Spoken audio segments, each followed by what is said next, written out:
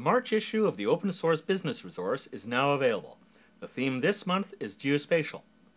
The recent emergence of MapQuest, Google Earth, Garmin GPS, and many other modern geospatial products make it seem that mapping technologies are a relatively new component of today's information technologies. In fact, the mapping industry was one of the original adopters of technology when geographic information systems were first developed over 40 years ago.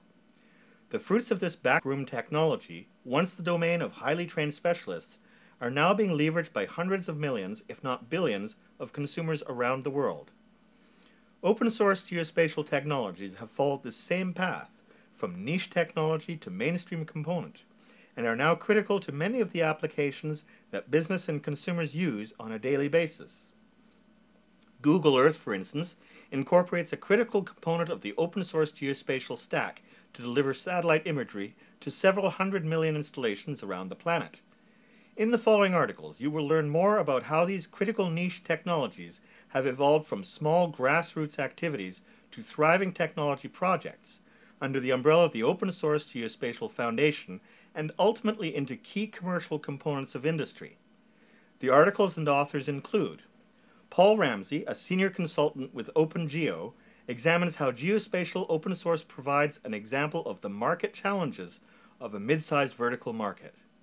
Tyler Mitchell, Executive Director of the Open Source Geospatial Foundation, discusses the factors needed to get open source geospatial products into the hands of users, the value of marketing open source products, and the advantage provided by open source ecosystems.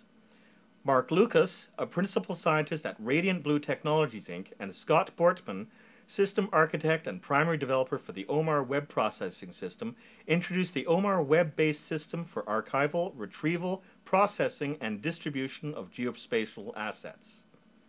Andrew Ross, a director within the engineering team at Ingress, provides a primer on geospatial technology and discusses some of the lessons learned from Ingress Geospatial Open Source Project. Haris Kurtagic, general manager and founder of SL King, and Jeff Zeiss, Director of Technology at Autodesk, introduce a standards-based framework for providing geospatial web services. The editorial theme for the upcoming April issue of the OSBR is Open APIs, and the guest editor will be Michael Weiss from Carleton University.